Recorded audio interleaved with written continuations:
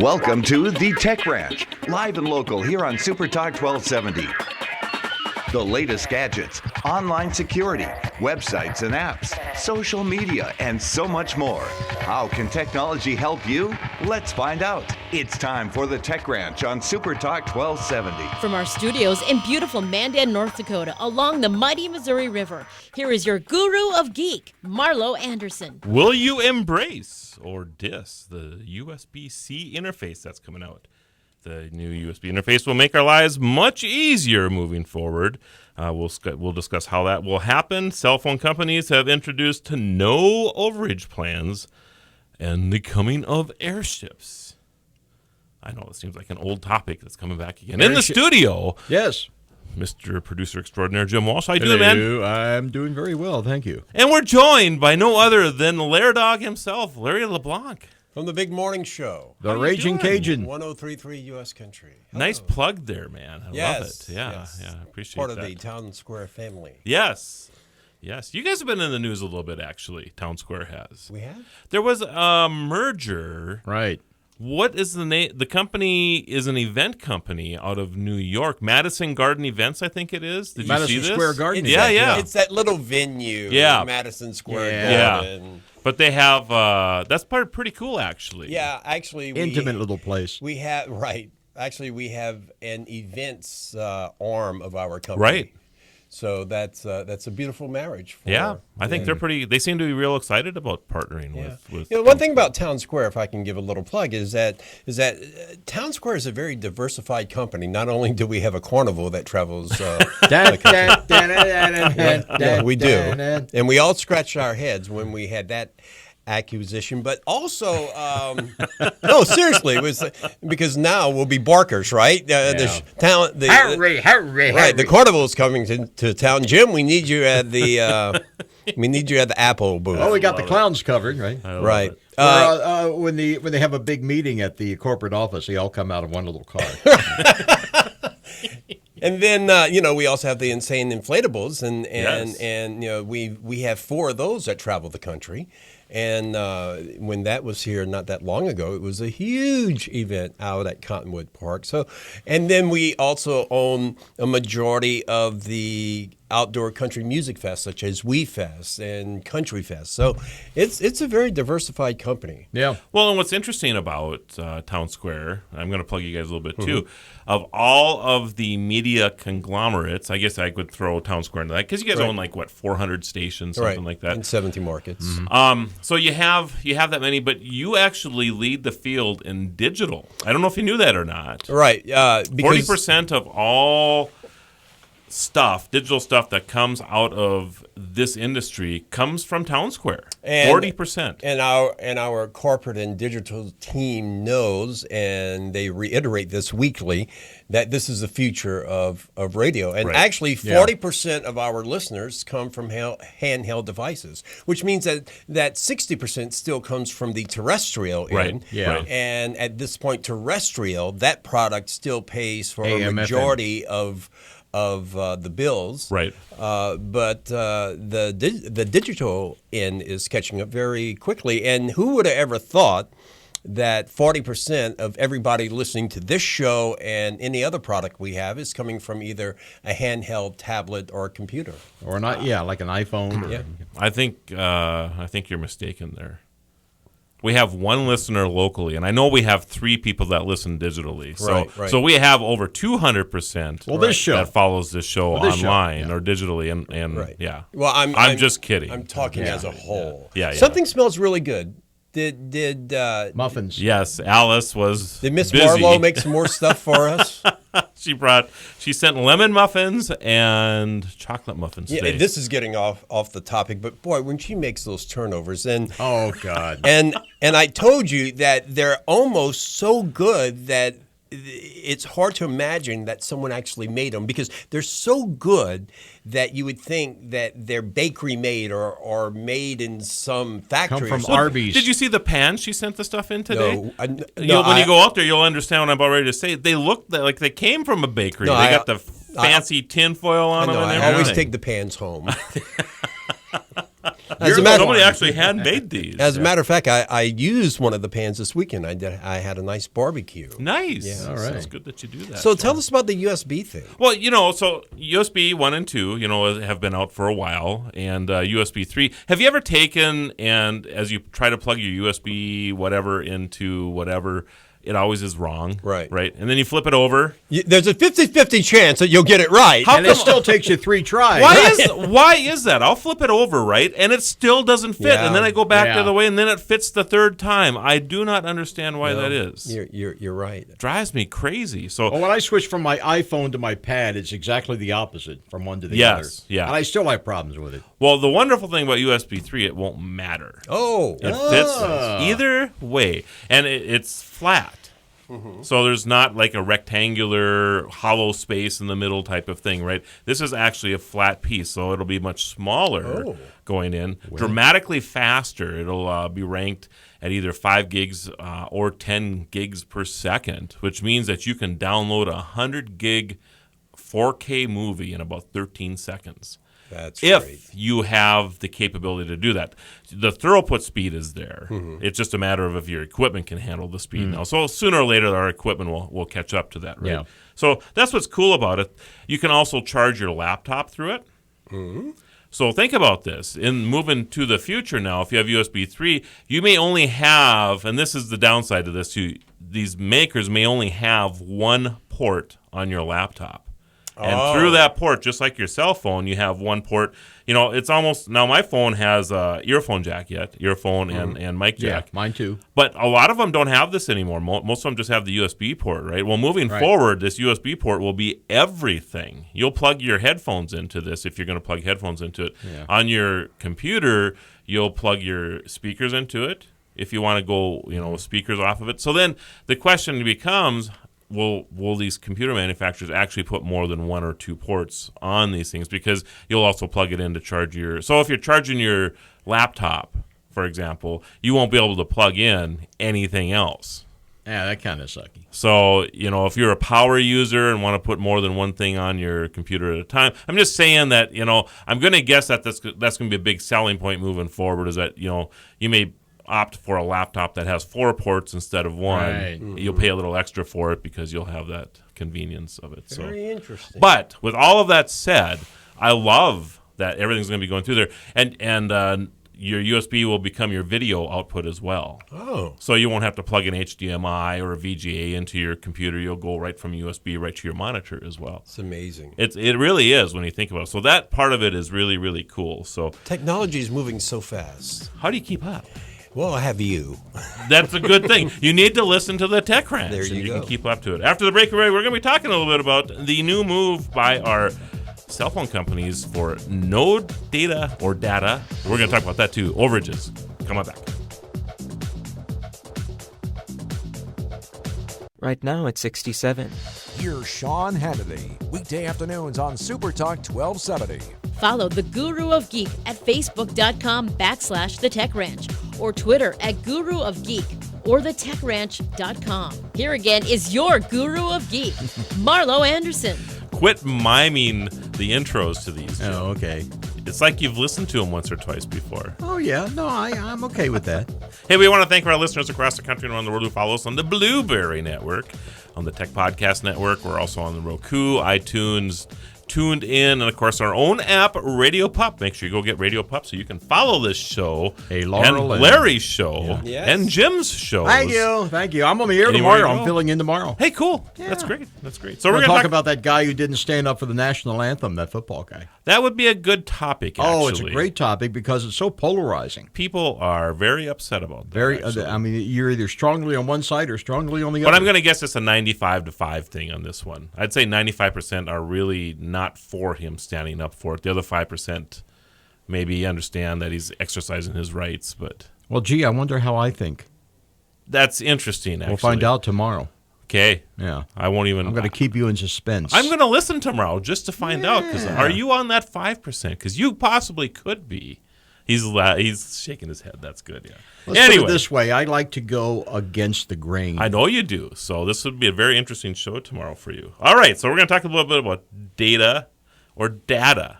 Larry, you're data? Data. Jim, you're Data. I kind of He's fully functional, you know. Yes. Goes back to Star Trek. I love that part. Yeah, I sometimes use data, and I'll intermix it as I'm talking, I'm sure. But so announcements by AT&T and Verizon the last couple weeks that they're not going to charge overages anymore for data consumption. If you have a 3 gig a month plan or a 5 gig a month plan, they're not going to charge overages. I don't know if you have to go in and tell them that you want this. And I think the Verizon one, as I was looking at it this morning, if you have their largest package, that's the one that's in effect right now. So if you pay, for the 16 gigs a month or whatever, if you go over. Well, I'm Verizon, so I guess I have all this to look forward to. Yeah, you do. And then AT&T, it doesn't matter what plan you're on, I guess. They will just automatically. But the kicker to all of this is that if you go over your allotted use of data, it'll drop down to basically a 2G status. So you have great high speed. When you hit your 5 gig limit or whatever you got in that month, it's going to go to a 2 gig, which is what, 128K. Well, that's why I went to Wi-Fi, so making an end run around all that. Yeah, exactly right. So that's wise to do that. And it was so funny because my wife and I, for months, we were going over the limit. And, of course, we were paying through the nose for it. Sure. Finally, we broke down and we called them and said, how much would it cost to get on Wi-Fi over and above what we're paying right now for the basic service? $2. And you were all we'll concerned. Go with that. Yeah, that's probably not a bad plan. Yeah, we'll pinch our pennies. When in doubt, sometimes it's always good to call and question. When in doubt, read instructions. Yes, Confucius say. Absolutely. So you, Larry, you were just telling me on the break or before the show here that you've been on your plan for a long time, so you were grandfathered in, so you don't have to worry about any of this stuff. Right, and I know at some point, I was talking to a friend that works at the Verizon corporate office. At some point, they're going to force me to get on some type of a plan. I believe you're the only person I know, and since we're publicly talking about it now, no, everybody knows. Everybody knows, including Verizon. Yeah, but my plan. Well, believe me, they know because they keep offering me free phones, and they've already averaged the amount of data that I use and telling me I can get this much free. But you know how difficult it is as a consumer to get out of one of these contracts. Oh, yeah. So I know this is an iron contract, so I'm figuring it must be difficult for them to get out of it as difficult as it is for me to get out of it. You shouldn't have to hire a lawyer, though, to get you out of a contract like that. But I know that as soon as I go in and purchase a phone or whatever, then they have me. But my shadow hasn't darkened a Verizon doorway in 5 years. Well, it's interesting how they'll handle this for you, because if you go over that allotment, will they, put a governor or tether you or somehow or another so that you don't have your 4G all the time anymore? Right. Maybe they'll slow it down for you a little bit. I don't like to be tethered. I do. To be untethered.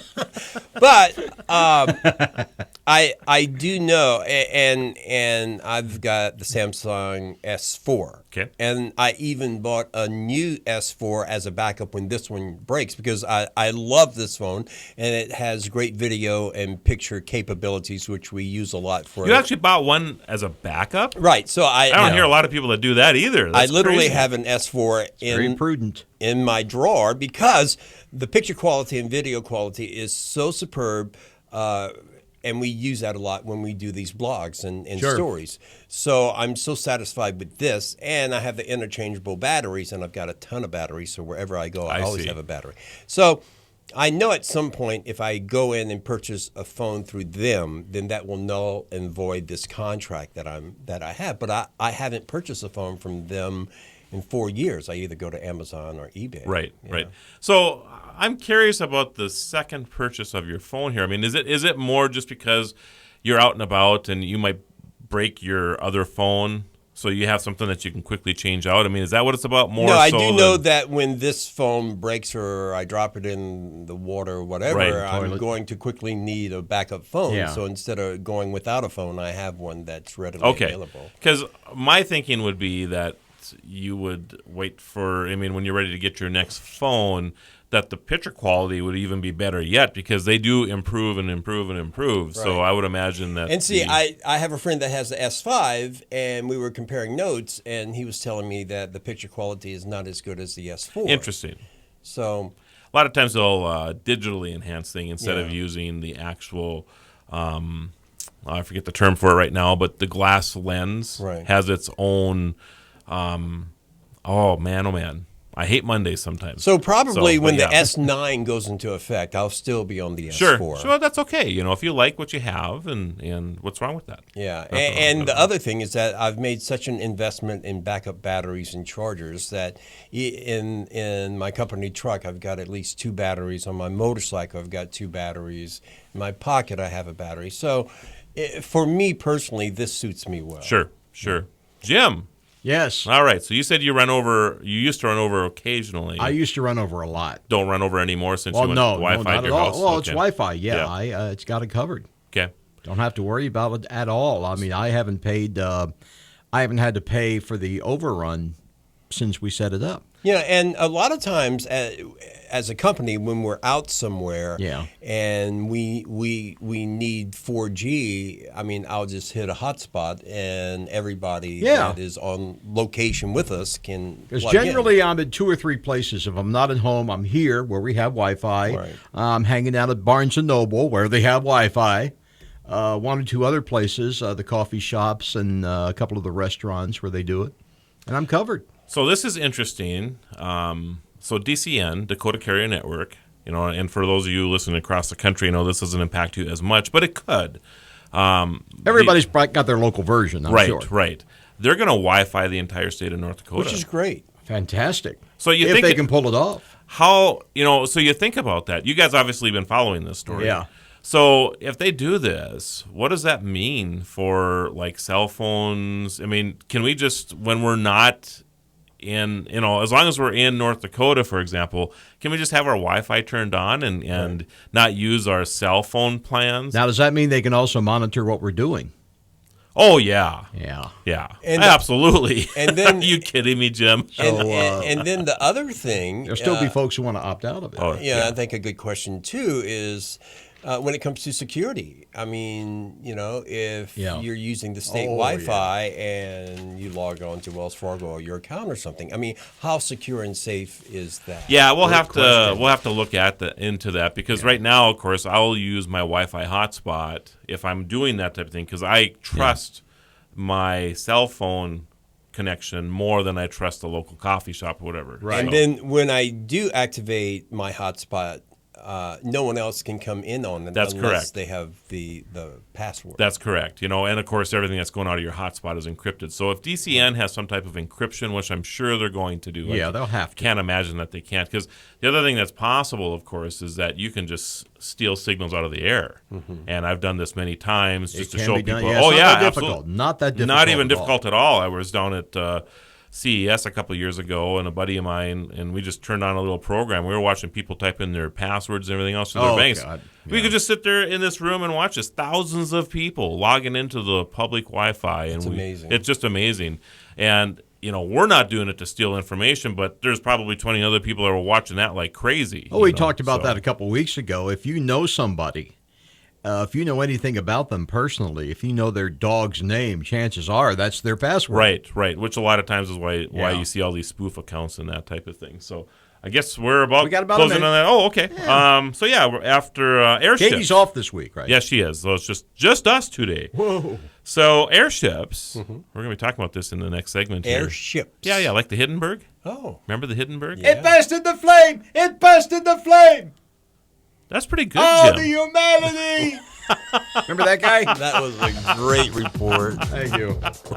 Well, it's probably one of the most, popular reports of all time. It's very famous. Outside of maybe the JFK I wonder if it's true that guy went kind of cuckoo after that. I had heard that as well. I don't know if that's an urban legend or not. The story was that he actually had to get some heavy-duty psychiatric throwdown after that. We should wiki that. So, all right, everybody, after the break, we'll continue more about the Airships. So coming back.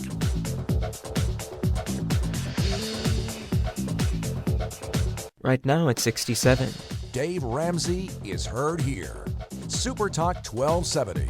We're back to the Tech Ranch. Stream this program now at supertalk1270.com. Here is your guru of geek, Marlo Anderson. We're having a great time here today. It Lair busted Dog. the flame. It busted the flame of the humanity. Oh, hello. You need your own show, Jim, just for the impersonations that The do. geezer was there. I can believe that. He was old back then. He was old back then. We'll have to... Yeah, I was there. Big gas bag. And the blimp, too. Tech geezer, He's lived through it all. So anyway, we got Lair Dog in studio today, Mr. Larry LeBlanc from 1033 U.S. Country. So The hop big on morning there show. sometime and take a listen if you've never done that before. I've listened to you occasionally. Yeah, occasionally. Yeah. Even That's though all- I'm not really a big That's country all you person can anymore. take. So Yeah. just the occasional, In yes. small doses. Yeah. I'm fine. Yeah, in small doses, This so. next subject is fascinating. Yeah, we're going to be talking about airships, and you know what they're calling this, right? Well, because the back end of it looks like a butt. Yeah. So it's called the flying bum. Bum. I'm showing a picture off here to Larry, of course, for about this airship. It's called the Airlander 10. Mm-hmm. I'm not sure if they made 9 to this point, but they have the 10th version. The maiden voyage about a couple weeks ago was fine. Yeah, I saw that. And then a week ago, they put it up in the air. And I don't know if there was a gust of wind or something that caught it, but it actually crashed into a pole. Nobody was hurt. And when you think about an airship that crashes, right? I mean, of course, Jim's mimic there of the Hindenburg when it crashed was, of course, spot on because he was there. But but of course, these run on hydrogen or on helium, not hydrogen, Right. so you don't have to worry about them bursting into flames, or whatever. So when this thing crashed, I don't know if you've seen the video of it or not, but it was like this slow motion thing, Right. like a balloon that's floating to the ground, hits the ground, bounces up, and then it's okay again. It just Right. starts going again. So it was kind of funny to watch it. But what's interesting about these, though, is that it's probably not a mode of transportation so much, for the elites of the country like Right. you and I were just talking about, but it'll be used for lifting things. And that's where I think you're fascinated, right? Right. Yeah. No, I am. So imagine this whole building. We could actually, if you needed to move this studio sometime, you could actually contract an airship, because this particular one I don't think lifts 500 tons, but there's one being made in California that will. 500 tons. Go ahead and play that, Jim. Smoking a terrific black smoke floating up into the sky. The flames are still leaping maybe 30, 40 feet from the ground. The entire... Honest, it's to Okay. take their masses. Hey, please, it's burning... Looking down the field ahead of them, getting their glimpse of the mooring mast. It's practically standing still now. They've dropped ropes out of the nose of the ship, and it's been taken a hold of down on the field by a number of men. It's starting to rain again. The rain had Of course, this is slacked the up a little Hindenburg. bit. Right. They backed motors of the ship. Herbert are just Morrison. holding it just enough to keep it from... It burst into flames. Get it, Charlie. Get it, Charlie. It's crashing. It's crashing terrible. Oh, my. Get out of the way, please. It's bursting into flames, and it's falling on the mooring mast, and all the folks agree that this is terrible. This is one of the worst catastrophes in the world. Oh, it's like 400 or 500 feet into the sky. It's a terrific crash, ladies and gentlemen. It's smoke and it's flames now, and the frame is crashing to the ground, not quite to the mooring mast. Oh, the humanity and all the... Okay, that's the famous line, oh, the humanity. By the way, you notice the usage of the word terrific. 100 years ago, the word terrific had an entirely different meaning. I didn't know that. It meant terrifying. Really? Yeah, he said it's a terrific crash. I mean, Yeah. you said that today, it'd be like, wow. Wow, Yeah, terrific crash, yeah. crash. No, back then it was a bad thing. Right. And the reporters and broadcasters of that era, I mean, they do such a good job at painting a picture, Yeah. a mental Yeah. picture, which is something that we try to do today in today's broadcast. My favorite was there was a guy named H.B. Kaltenborn who broadcast on NBC. He had a real high voice. You think of these classic radio announcers with a big booming voice. But H.B. Kaltenborn, he talked like this. Yeah. In Russia today, the premier had this to say. I love that guy. Well, and that wasn't he in the news shorts before movies? I think he was. I He was one of remember the that guys. voice now as there you're was saying guys. that. There was Ed Hurley, and of course there was what's his name, the CBS guy. Good night and good luck. Morrow. Yes, Murrow. Yeah, yes. Edward R. Murrow. Yeah. Yeah. So, it's interesting, just how times have changed, right? We used to go to the movies so we could get our news. Yeah. Right. Isn't that something? Actually, when I would go to the movies, we'd see a cartoon before. Right. Right. Which was your news, I'm sure. Speaking of veteran broadcasters, I saw where, oh man, his name escapes me. The guy that does CBS This Morning is retired. Oh, yeah. Osgood. Osgood, yeah. He's Charles Osgood. still going to continue to do the Osgood Files. Yeah. I met him a couple of years ago. He seems like, I would love to spend time with him. Unbelievable he would seem guy. Very fascinating. Yes, yeah. And he's unfortunately, a lot so of these people that retire from CBS, they die soon after. Yeah. So Doesn't I hope Osgood that's work out not of the Seattle? case.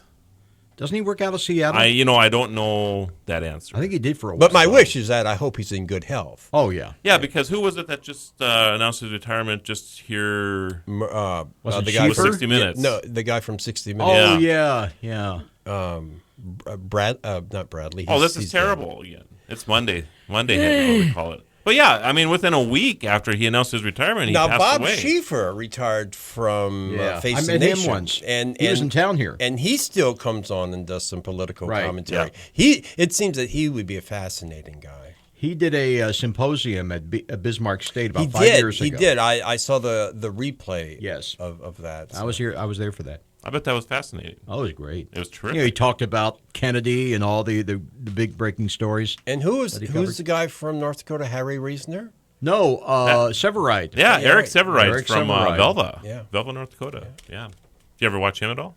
He's dead. Well, yes. Yeah. But back in the I day. vaguely remember him. Okay. I remember him as a child. Lincoln's dead too, but I read a damn book about him.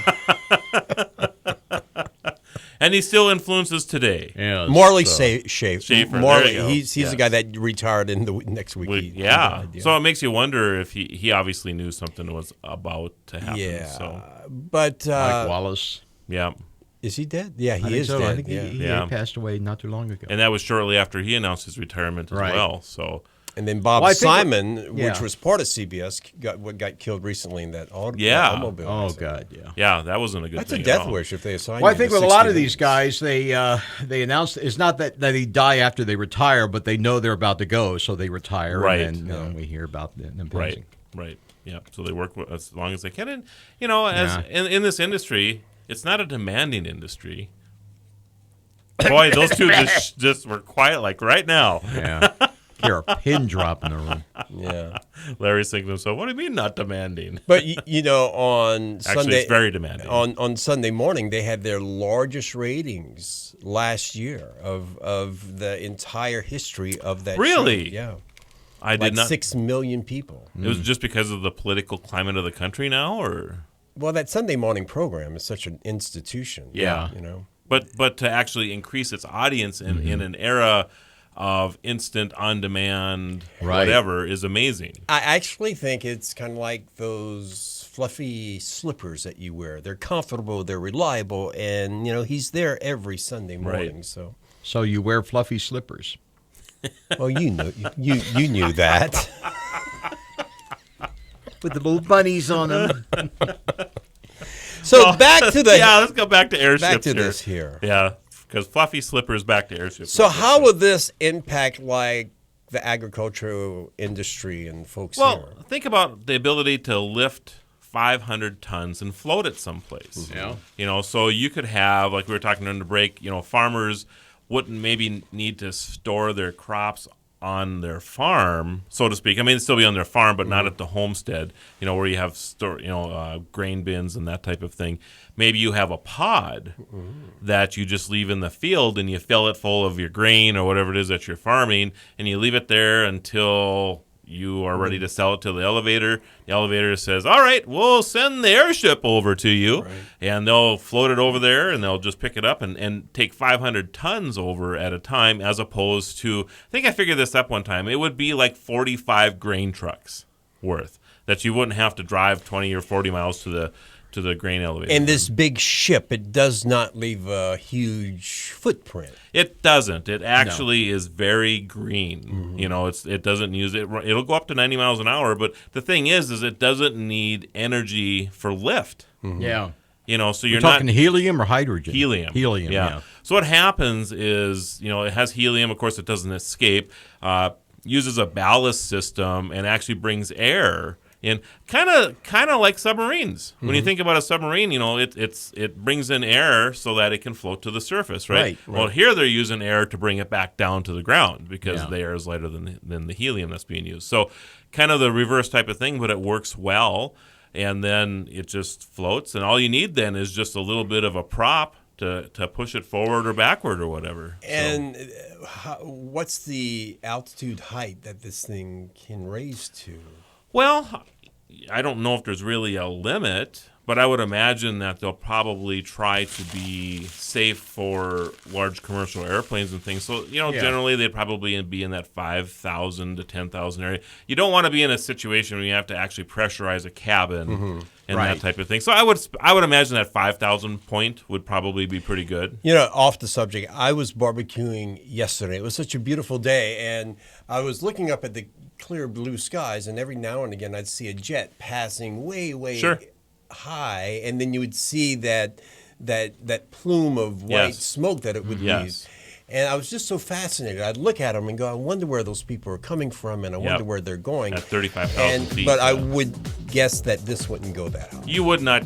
Well, you have to have a pressurized cabin, and you have to push oxygen and everything else in there. So no, it would not. It would float at 5,000 or 7,000 feet. Yeah. You would be fine. So after the break, everybody, we'll continue our conversation on this, and we have a new stamp coming out that we need to talk about. So yeah, cool stuff. Come on back.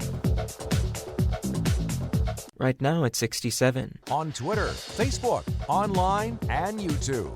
SuperTalk1270.com. Follow the Guru of Geek everywhere he goes. Post your comments or questions at thetechranch.com. Once again, your Guru of Geek, Marlo Anderson. The back motors of the ship are just holding it just enough to keep it from... It's burst into flames. Get it, Charlie. It's right, and it's crashing. It's crashing terrible. Oh, I think you're talking about my career there. Why is it when we listen to this now that you and I start laughing, Larry? I don't know. It's a tragic Too thing. soon? Maybe too soon, yes. Yeah. Wow. Well, it's just a different style of reporting that kind of catches us off guard. Well, supposedly the speed of the tape is kind of hinky on that. I see. I read somewhere where the tape is actually supposed to be played slower, and he sounds more like a normal guy. I see. But back before the invent of television, and a lot of people had TVs, if you listen to a lot of the old radio broadcasts, like when JFK got shot. I mean, a lot of those reporters and broadcasters, they're so good at painting an image for the listener, and this guy is no different. They didn't have a choice, right? Really, well, they were educated people. Yeah, they were not like us. And that's the Starbucks. Not like us at all. Yeah, knocking coffee over, talking with your hands, Jim. Okay. So anyway, the 50th anniversary of Star Trek is this year, and Star Trek's going postal. Oh, I know. We're going to get cool stamps. I actually have a picture of them right here. I hope everybody can see these. Oh, I know someone who's going to love those. I know it. I do too. Yeah, I actually have. I know a lot of friends, but I know one particular person that is a huge Trekkie. Yeah. And I'm sure in my home we're going to have every single one. Now, final, Tim. See, I told you. He's got to have his own, whatever it's kind like of show. Jim, but not as we know it. Damn it, Jim. It's dead, Jim. I took my grandson to the new Star Trek, and he's huge. He's 9 or 10. I think he's 10. Okay. Wow, I have to think about that. That's too many grandchildren now, I guess. But anyway, big into Marvel characters and whatever. And I just, he's been wanting to go to this show, and I took him to this show, and I just thought that really, I don't think he's really going to get into this. It's just the exact opposite. Yeah. He's now wearing his Star Trek costume all the time. His eyebrows are done up so he looks like Spock. He's got ears on. He does the thing with his hand. People, it's just amazing. Be fruitful and multiply. So last night he gives me, the balloon animals that people do. He's learned how to do balloon animals in the shape of the Enterprise. Wow. I love it. And gave it to me last night. I should have brought that along today. Yeah. That's pretty cool. Yeah. So he's going to go crazy. I'll do that. Yeah, I did a great job with that too. I thought that was cool. So anyway, so Max, we're talking about you today. Thanks for bringing that Enterprise over to me last night. Quite man. some That was time cool. ago, I went to the birthplace of Oh yeah, what's the his name? future birthplace of Jim Yeah. Tiberius And Kirk. Yeah. it's I forget the name of the town in Iowa. It's in Iowa, yeah. But it's literally behind the building. I mean, you have to find it, Yeah. but it's not like. Well, they changed it with the new movie series Where he's born. where he's born. Now I he's didn't born know in that. space. Oh, that's right. He is Yeah. born in space. Yeah. That is true. And his father Wow. died saving him and Saving his him and mother his so he mother. could Yes, be born. that's Yeah. correct. That's correct. That was all in the first movie. Yeah, very good. I never even thought The about guy that. who played Thor played his father. Right. Right. The yeah. Australian actor. Yeah. Great. So anyway, we were just talking about Uber on the break. We need to have like this on the break type of show because we have Right. great conversations. Same thing with my morning show. Some of the best material never gets aired. That's exactly right. So we're talking about Uber, and of course they just announced a week or two ago that in Pittsburgh they're putting about 100 autonomous vehicles on the road. Robotic cars, I guess is what they're calling them, robotic vehicles. They will have a driver that can take over in the case of emergency, and they're also going to have an engineer along to record the different things that are going on. My first thing, though, and you both know that I am a huge autonomous vehicle advocate. I've been in over 20 of them myself, 20 different models of them in the last couple of years, and I think they're amazing vehicles. But if they're actually putting somebody in the vehicle to take over in the case of emergency, why don't they just drive? I'm just thinking to myself, by the time an emergency occurs, oh my goodness! I mean, if that person's sitting there reading something or whatever, how do you engage yourself in 15 seconds to avoid a clash? It would seem you'd have it the opposite. You'd have the driver and have the automation take over if something happened to the driver. Well, and it's interesting that you say that because there are many crash avoidance technologies that are coming out, and in some of the cars now that will do that for you, like the old dead man's pedal. Because exactly. Just recently, when I was in Las Vegas, I used Uber exclusively, and one of the enjoyable things about Uber was not only was it a lot cheaper to get around in Las Vegas, but the interaction I had with the driver. Right. I mean, one driver picked me and the grandkids up. And she, not only did she have kids, but it was just a hot day. In her console, she had these little bottles of water for the kids. She had animal crackers for the kids. And I was thinking, holy cow, she didn't even know that she was picking up a person with 5 grandkids. Right. Mm-hmm. But she was prepared for that, and I like the interaction you have with the driver. So it'll be interesting, and it'll also be interesting to see if this will take people's jobs. Well, it will. There's no doubt that I don't know if it'll change. The whatever. I mean, if I was a hack, I wouldn't be too happy. But if you're in this industry, cab driver, right? You might have 100,000 new mechanics in the future that have to keep up with this stuff. So maybe they're not drivers; they'll just be mechanics. Yeah, you're creating jobs that way. So, have you ever taken Uber before? Not yet. Or Lyft? Okay. Not yet. I was looking at it. Okay. But then the car, my car went kablooey, and I had to get a new car. And the new car is kind of a what would you call it? It's a temporary car, really. Okay. It's a stopgap car until we get our financial ducks in a row. It's got like 200,000 miles on it. Purrs like a kitten, but it's an old car. Sure. So I don't want to do like the an Uber old thing in kitten. a really old car. Yeah, well, around But here, of you course, were we don't saying have that you can Uber actually yet. lease a car now. With Yeah, Uber. yeah. If you're an Uber driver or Lyft, I almost always use Lyft. Yeah, well, they did it first, right? Yeah, they did this first as far as the car. But if you're a driver for them, you can actually opt into the car. You can actually have the car, and Lyft pays for it, Uber pays for it, and you just pay a lease on it if you don't do enough drives in a week. Yeah, So- a couple of the drivers that I had in Las Vegas actually purchased brand new vehicles to become an Uber driver. Now, you don't have to do that. Right, you don't have But to there's do that. something called Uber Select, and if you use the Uber Select, you're getting more of a high-value car. And if you just use the regular Uber, you're getting an economy car. Right, Jim. Now I'm wondering if you're. Does that mean you're in business for yourself? If you buy a car specifically to use it for as an Uber driver, can you deduct it on your income tax? Yes, you can. Cool. And in fact, I know that they've actually been taken to court a few times already about this. Are you an employee of Uber or are you self-employed. Oh. I think independent contractor. Yeah, I think the car issue, if the car is being supplied by Uber or Lyft, that might gray that area a little bit. So it'll be interesting to see in the future how that all works out. Yeah. But for the most part, I mean, I'm an independent contractor kind of person. I mean, I would opt for that over being employed by somebody anytime. So anyway, so is Uber in Fargo?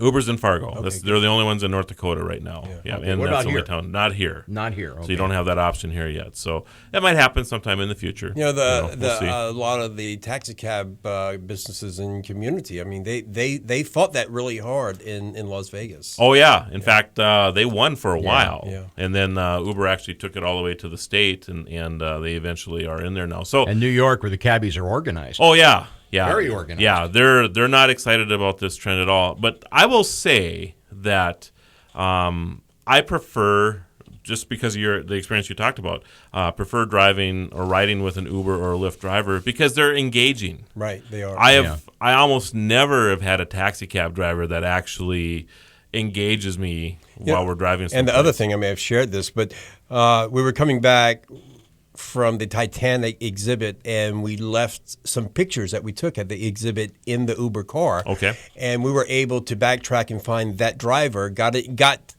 personally got in touch with him. He looked into the back seat, found it, brought it to our hotel, which you normally can't do in the taxi cab. That's amazing, actually. Yeah. That's pretty cool. Yeah. Yeah, we've had, I can't tell you the great stories. And the thing I find interesting about these drivers is that they're entrepreneurial themselves. Mm-hmm. They wouldn't be doing this if they weren't. So, for me anyway, we're like-minded, and I like that part. I mean, there are times, I guess, I don't want to be engaged with the driver. I have work to do or whatever, but they're courteous too. Yeah. They know that you're doing business or whatever, and they'll just do their job. So one of my drivers was actually an account executive at a huge advertising agency in Las Vegas, and would do this just on weekends and after 5. Oh yeah. A lot of people do that. Well, I can't believe this. The hour's already gone. Yeah, Larry, it was fun. Thanks for sitting in today. That was fantastic. Jim, a pleasure as always. Likewise. Everybody have a great week.